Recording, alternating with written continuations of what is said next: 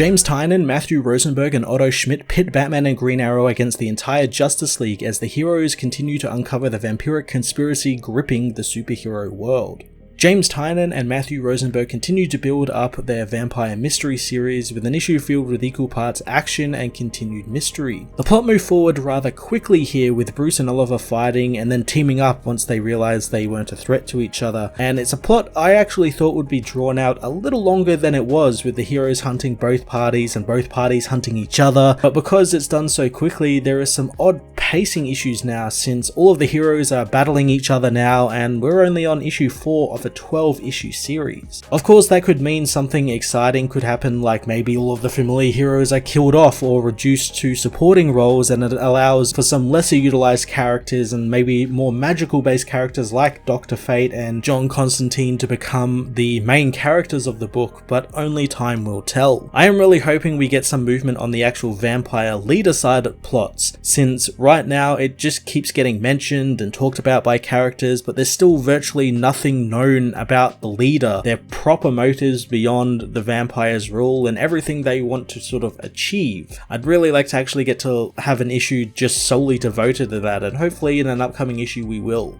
Otto Schmidt continues delivering some really fantastic looking artwork, and I loved Batman and Green Arrow's little battle in the Batcave, with Otto framing it in darkness backed by this great blood red and orange background, which he uses a lot throughout this issue whenever there's like a vampire on the page or a supposed vampire on the page, which I thought was quite a neat bit of page continuity. DC vs. Vampires issue 4 continued to chug along, albeit at an unusual pace, progressing a few storylines a little too early for my taste in order to wring some hero versus hero drama out of the murder mystery. I'm going to give this issue a 7 out of 10.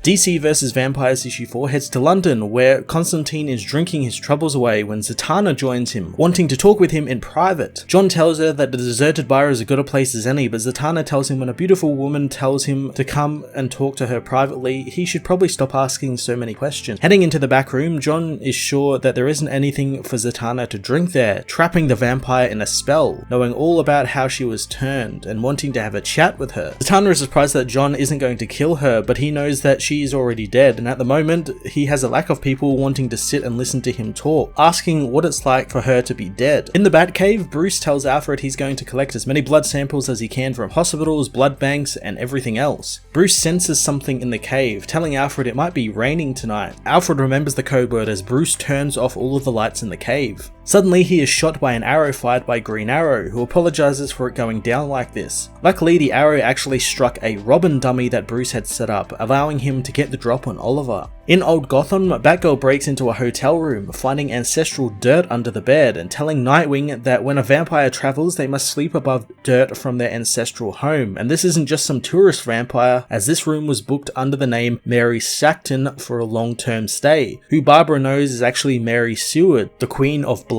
Nightwing wonders why the Vampire Queen came to Gotham for a long vacation, but Barb thinks that she came to Gotham traveling in secret, but doesn't know exactly why yet. Bruce meanwhile beats Oliver around the darkened Batcave, enraged that Oliver dare attack him in his own home. Oliver says they all trusted Bruce, hoping that he burns in hell as he fires an arrow filled with a liquid at Bruce, covering the hero. Bruce tackles Oliver down, grabbing his stake and asking why he shot him with an arrow filled with water. Oliver says that it was holy water, asking why Bruce is trying to stake him. They both realize that they aren't vampires like they both thought they were, making Oliver question where the hell the vampires are then. Zatanna meanwhile continues to catch up with Constantine when Dr. Fate arrives, quickly telling John that he is needed. Zatanna tries to kill Dr. Fate, but John catches her in his magic, allowing Fate to blow her up. John isn't happy about that, knowing that that wasn't necessary, but Fate knows that she was a vampire and the vampire kingdom is marching for war, and the fate of the world is at stake here. John asks when isn't the fate of the world at stake, as in the Batcave, Oliver and Bruce tend to their wounds. Oliver looks over Bruce's creepy bat trophies, wondering why he doesn't invite more people down here to see such interesting things.